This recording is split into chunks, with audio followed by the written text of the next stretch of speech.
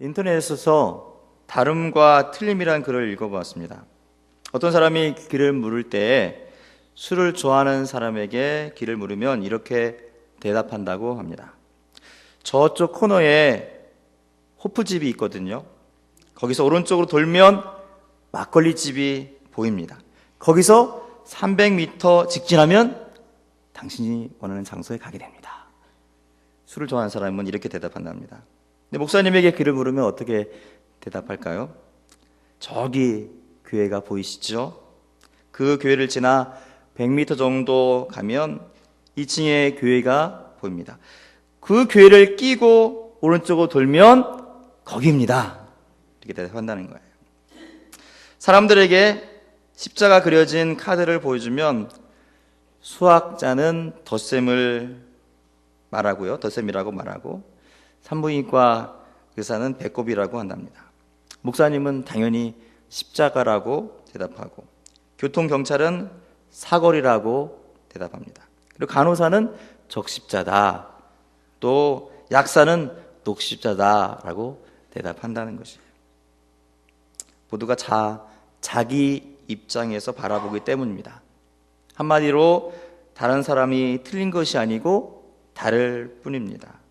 그래서 사람은 비판의 대상이 아니라 늘 이해의 대상이라 생각하시면 정답이라는 것이죠. 때로 사람들은 다들 각기 자기가 보고 싶은 대로 보고 판단하고 싶은 대로 규정하고 그렇게 되어주기를 기대하는 마음을 가지고 있습니다. 그래서 그런 마음 때문에 상대방을 자기 원하는 그림으로 그려 놓습니다.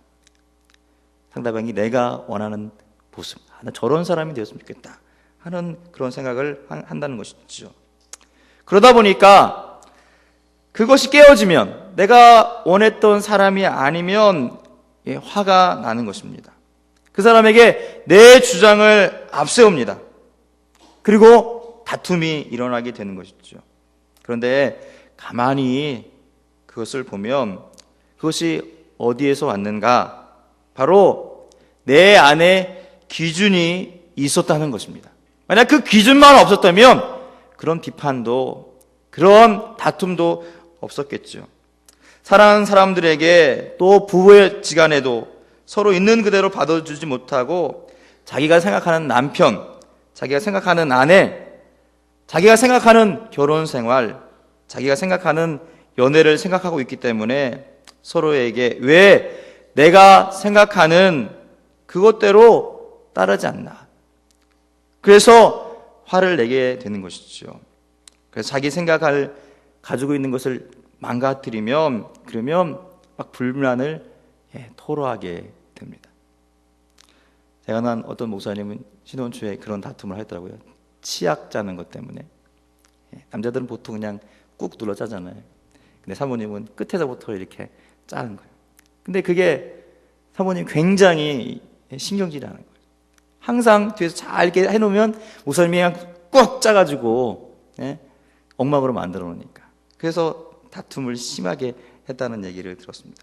자기 생각의 그 기준으로요. 다른 사람 그렇게 해주기를 바라는 마음 때문에 그런 것이 아니겠습니까?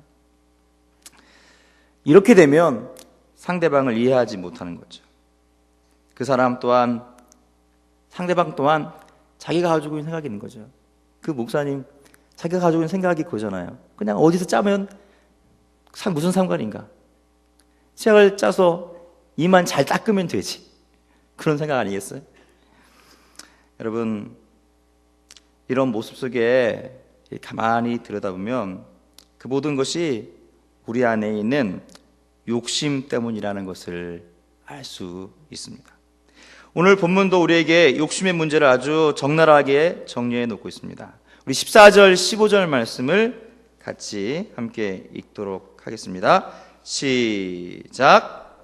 오직 각 사람이 시험을 받는 것은 자기 욕심에 끌려 미혹됨이니 욕심이 잉태한즉 죄를 낳고 죄가 장성한즉 사망을 낳느니라. 아멘. 욕심은요, 행복과 만족 저편에 있는 단어입니다. 욕심을 가지면 행복도 만족도 없다는 말씀입니다. 우리는 예수님의 십자가를 생각하면서 우리가 얼마나 큰 죄를 가지고 있고 사도 바울이 고백하는 것처럼 내가 죄인 중에 괴수라고 하는 깨달음을 얻게 됩니다. 십자가를 생각하면, 주님의 십자가를 생각하면 내가 얼마나 큰 죄인인지. 여러분, 그거를 깨달으시고 계십니까? 느끼고 계십니까? 내가 얼마나 큰 죄인이면 하나님의 아들이신 그분이 이 세상에 오셔서 십자가에 달려 죽어야만 하는가? 여러분, 십자가는 우리가 얼마나 큰 죄인인지 깨닫게 해야 되는 거예요. 우리는 십자가를 통해서 내가 얼마나 큰 죄인인가 깨달아야 한다는 것이죠. 그것을 깨달은 사도 바울이 고백한 것이 조금 전에 제가 말씀드린 거예요. 나는 죄인 중에 괴수다. 여러분, 이러한 고백이 우리에게 있어야 한다는 것이죠. 하나님 앞에서 주님, 나는 얼마나 큰 죄인지 모릅니다. 주님, 내가 죄인 중에 괴수입니다. 여러분, 하나님 앞에서 이런 고백을 할 수 있는 저와 여러분이 되기를 원합니다. 하나님 앞에서 주님, 나는 죄인입니다. 주님, 나는 너무나 큰 죄인입니다. 죄를 짓게 하는 것 중에 가장 고약하고 가장 죄 아닌 것처럼 찾아와서 우리의 기쁨과 행복을 빼앗아가고 점점 불안과 분노와 삶을 지옥으로 만들어가는 것이 있습니다. 그것이 바로 욕심입니다. 그 욕심은 내가 가장 죄인이라는 마음 대신에 나는 피해자다. 나는 이러고 있을 사람이 아니다. 내 인생 원래 이러고 살 인생이 아니었다. 나는 원래 고상하고 고고한 꿈을 가진 사람이었다고 하는 마음을 갖게 해서 현실을 비관하게 만들고 가까이 있는 사람들과 상황들, 조건들을 비난하게 만듭니다. 여러분, 한자로 욕심이라는 한자를 보면 욕자는 바랄 욕자예요. 그리고 그 아래에 마음심자가 있습니다. 따라서 욕심이란 무엇인가? 바로 마음이 그 마음에 바라는 마음이 그 마음에 또 있다는 것이죠. 그러니 욕심이란 그 이상을 바라는 거예요. 마음에 바라는 것, 그 마음에 또 하나가 있는 것이죠.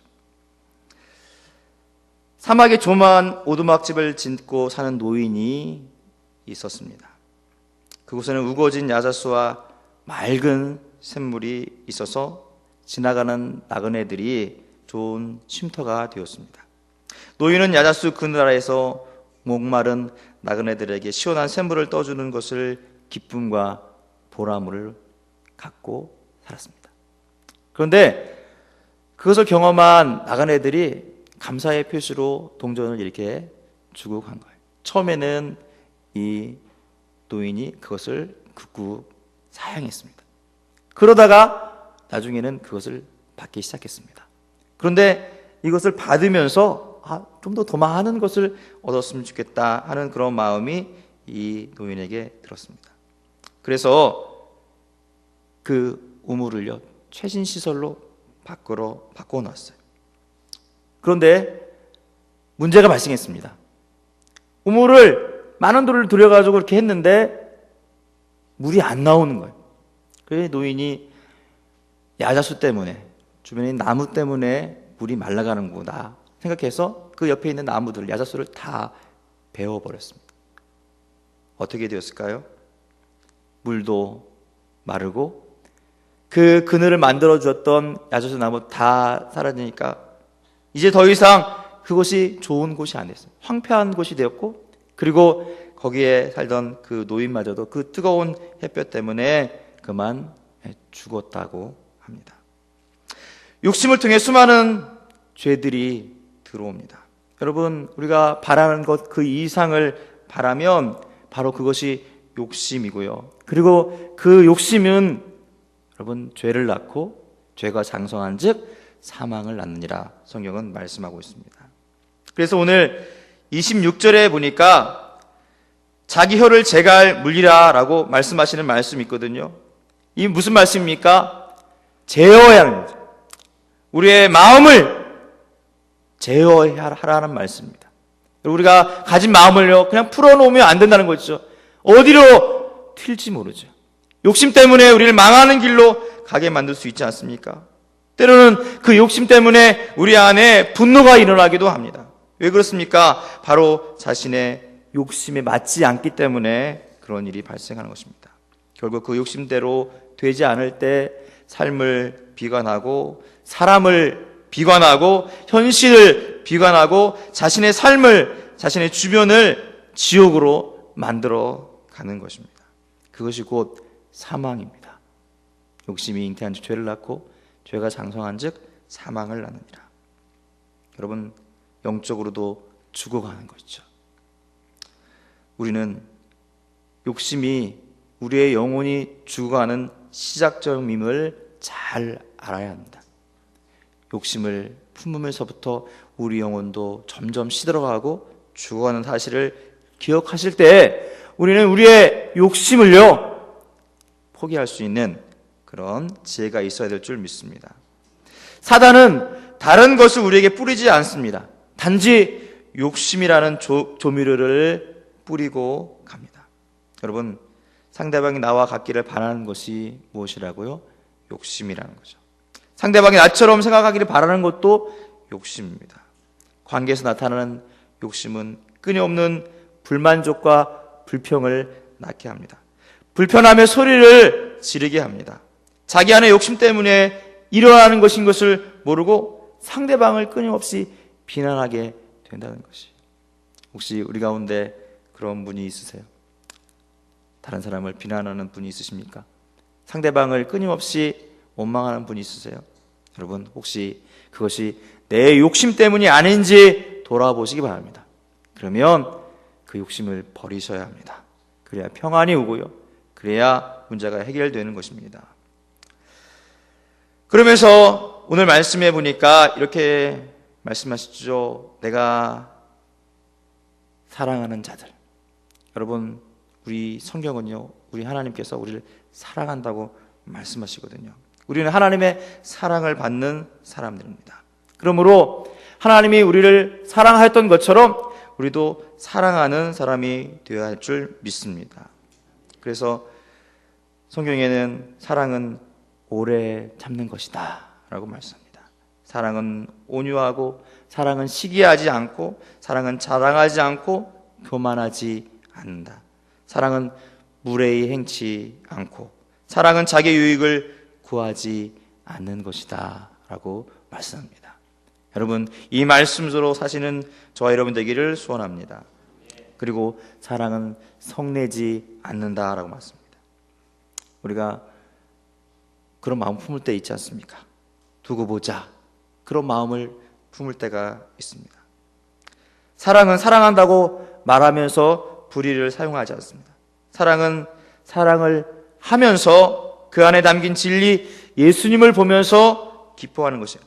아, 예수님도 나 같은 죄인 때문에 이 세상에 오셨고 십자가에 달려 돌아가셨구나. 아, 예수님도 이해하셨구나. 나를 이해하셨구나. 나를 사랑하셨구나. 여러분, 그런 마음을 가지시고 깨달아야 한다는 것이죠. 그런 마음을 가질 때 우리는 사랑하게 되고, 옆에 있는 사람을 용서하게 되고, 믿어주고, 그리고 모든 상황 가운데서 주님의 모습을 닮아가는 그런 모습이 될 줄 믿습니다. 주님을 본받으면, 주님을 바라보면 우리는 인내할 수 있습니다. 그러나 주님을 바라보지 않고 세상을 바라보면 우리 안에 욕심이 들어오게 되죠. 시기의 마음이 일어납니다. 자랑하고 싶은 그런 마음이 일어나요. 그런데 자랑하지 못할 때 우리 안에 불만족이 일어나죠. 욕심 때문에 이런 현상이 일어난다는 거예요. 욕심 때문에 자기 자신에 대한 자부심으로 가득 차 있습니다. 때로는 욕심을 이루기 위해서 무례함을 서슴지 않고 행합니다. 결국 자기 욕심을 채우기 위해서 그런 모습을 가지게 되는 것입니다. 그래서 화도 내고 불만을 쏟아냈습니다. 다음에 한 번만 걸려봐라, 갚아주고 싶은 마음이 생긴다는 것이죠. 믿을 사람이 따로 있지, 저 사람은 믿을 수 없다라고 그렇게 단정 짓습니다. 이미 그에게는 소망이 없다고 말을 합니다. 여러분, 욕심의 결과가 이런 것이에요. 욕심을 가지면 다른 사람을 좋게 볼 수가 없는 거예요. 여러분, 다른 사람에게 그런 악한 마음을 갖게 된다는 것이에요. 여러분, 우리는 그런 마음으로 상대방을 바꿀 수가 없습니다. 그런 마음을 가지고 상대방을 변화시킬 수가 없습니다. 여러분, 예수님의 십자가를 다시 한번 보시기 바랍니다. 십자가에는 우리를 향하신, 욕심을 다 내려놓으신 예수님의 마음이 담겨져 있습니다. 십자가에는 욕심을 다 내려놓으신 주님의 마음이 담겨져 있습니다. 여러분, 하나님께서 우리를 지으시고 이 땅에 두실 때 우리를 향한 바람이 없었겠습니까? 있으시죠. 우리 하나님은 에덴 동산에 아담과 하와를 지으셨을 때 그들이 예배하는 자로, 하나님을 섬기는 자로 있기를 원하셨습니다. 늘 하나님 앞에 마음을 다하고 정성을 다하고 뜻을 다해서 하나님을 사랑하는 모습으로 그렇게 살기를 하나님께서는 원하셨다는 것이죠. 주님의 말씀을 순종하고 주님을 사랑하는 그런 존재로 살기를 하나님께서는 원하셨습니다. 그러나 그 하나님의 기대, 하나님의 원하심이요, 에덴 동산에 무참하게 무너져 버렸습니다.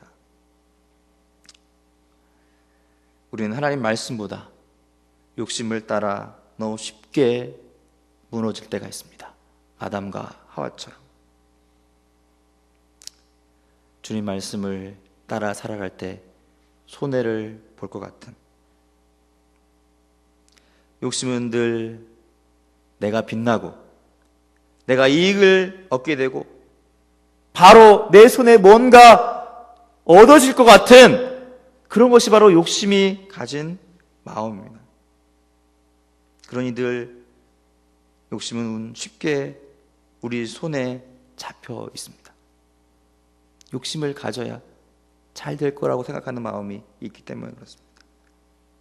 그런데 여러분, 그런 욕심을 가질 때 우리는 하나님을 떠나게 되죠. 서로를 정죄하고 밀어내기 시작합니다. 여러분, 이 사회를 생각해 보십시오. 예전 가난할 때보다 이웃과의 정이 어떻습니까? 가난할 때보다 지금 풍요롭게 잘 사는 지금이 어떻습니까? 정이 메말라 가고 있죠. 사람들은 강팍해지고 있습니다. 그처럼 욕심을 가지면 우리는 죄 가운데 나가기 쉽습니다. 하나님을 떠나고 서로 정죄하고 밀어내기 쉽습니다. 그래서 여기저기 깨어지고 상처 입고 빼앗기고 포기되고 거절당하는 일들이 발생하게 됩니다. 결국 하나님의 아들 예수 그리스도께서 그런 우리의 죄를 위해서 제물 되실 수밖에 없었습니다. 그분은 우리가 사망 선고를 받은 죄에 의해서 묵묵히 십자가로 향하셨습니다. 이사야의 말씀처럼 어린 양이 도살장에 끌려가는 모습처럼 우리 주님께서 십자가를 지시기 위해서 그렇게 가셨다는 것이죠. 우리 주님은 우리에게 많은 것을 요구하지 않으시고 그분은 우리에게 사랑을 보여주셨습니다. 사랑을 실행해 주셨습니다. 우리 주님은 우리를 정죄할 수도 있었습니다. 그럼 우리에게 욕심을 다 버리시고, 우리를 향한 욕심을 다 버리시고 묵묵히 누구의 탓이라고, 누구 때문이라고 그 누구도 우리 주님은 정죄하지 않으셨습니다. 욕심으로 가득한 입들에서 나오는 온갖 조롱과 비난을 십자가에서 예수님께서는 다 몸소 받으셨어요. 네가 하나님의 아들이라면 내려와 봐라. 침을 뱉고 뺨을 때리고, 여러분, 그런 모욕을 우리 주님께서는 다 담당하셨어요. 묵묵히 아무 말씀도 하지 않고 다 당하셨습니다. 누구를 위해서 그렇게 당하셨습니까? 바로 저와 여러분 때문에 그렇게 당하신 줄 믿습니다. 예수님을 바라볼 때 우리가 얼마나 큰 죄인지, 우리가 얼마나 욕심 가운데서 잘못된 인생을 살아가는지 깨닫게 됩니다. 그 예수 그리스도는 여전히 나는 죄인이 아닌 것처럼 비난하고 욕심 부리는 우리에게 우리 자신의 그 모습을 보여주면서 십자가로 욕심을 버리시고 우리를 위해 십자가에서 죄를 담당하신 예수님을 깨닫게 되고 보게 되는 줄 믿습니다. 그렇기 때문에 예수님의 피는, 그 보혈은 우리를 그 욕심으로부터 깨끗하게 씻어주는 보혈인 줄 믿습니다. 그 보혈을 의지할 때, 그 보혈로 우리의 마음을 씻을 때 비로소 깨끗해진 우리의 심령을 발견하게 되는 역사가 있는 줄 믿습니다. 할렐루야! 할렐루야! 샘물과 같은 보혈은 주님의 피로다. 보혈의 죄를 씻으면 정하게 되겠네. 보혈의 죄를 씻으면 정하게 되겠네. 같이 한번 불러볼까요? 샘물과 같은 보혈은 주님의 피로다. 보혈의 죄를 씻으면, 보혈의 죄를 씻으면 정하게 되겠네. 정하게 되겠네. 정하게 되겠네. 보혈의 죄를 씻으면 정하게 되겠네. 할렐루야. 주님의 십자가의 보혈에 우리의 모든 죄가 깨끗하게 씻어진 줄 믿습니다. 여러분, 그 경험을 하고 그 은혜를 체험하면 이 찬양의 후렴구에 나오죠. 늘 찬송하겠네, 늘 찬송하겠네. 이런 고백이 우리의 심령으로부터 우리의 입술을 터져서 나온 줄 믿습니다. 사랑하는 성도 여러분, 주님의 십자가의 보혈을 경험하시고 그 보혈 때문에 이 찬송이 삶 가운데 넘치시기를 주님의 이름으로 축복합니다. 여러분, 욕심이 씻어지면 내 모습이 그대로 보여지게 되겠습니다. 욕심이 씻어지면 내가 사랑할 것만 보입니다. 내가 섬겨야 할 것만 보입니다. 대가를 바라지 않는 헌신으로 기뻐하게 되는 줄 믿으시기 바랍니다. 욕심이 사라지면 헌신할 때 기쁨이 있다는 거죠. 감사가 있다는 것이죠. 나 같은 것을 하나님이 사용해서 이것을 맡기시니 감사합니다. 여러분, 이런 심령으로 주 앞에 쓰임받는 모습이 되어야 할 줄 믿습니다. 여러분, 그곳에 만족이 있고 행복이 있습니다. 죄가 씻겨진 곳에 지옥과 같은 삶을 선택하지 않기로 예수님의 보혈을 뿌린 그곳에 참된 기쁨이 있습니다. 예수님과 함께 기뻐하고 그분과 함께 즐거워하는 삶, 날마다 내 안에 욕심을 제거하고 내려놓는 기도가 필요하고 그 욕심을 잘하지 못하게 하는 우리 안에 찬송이 필요합니다. 할렐루야. 우리가 하나님 앞에 나아갈 때, 주님의 보혈을 의지할 때 우린 거룩하게 되는 줄 믿습니다. 그래서 날마다 이것을 위해 기도하시기 바랍니다. 그리고 내 삶을 늘 감사하시기 바랍니다. 그리고 항상 기뻐하시기 바랍니다. 데살로니가 전서 말씀처럼 항상 기뻐하라, 쉬지 말고 기도하라, 범사에 감사하라. 여러분, 우리가 이렇게 살아갈 수 있다면 은혜 충만, 성령 충만할 줄 믿습니다. 예수님은 우리를 보혈로 자유케 하셨습니다.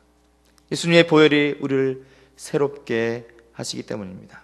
예수님의 보혈이 우리의 생각의 어둠에서, 우리의 말의 어둠에서, 우리의 마음의 어둠에서 벗어나 환한 빛을 주시고 그 안에 머물게 하신 줄 믿습니다.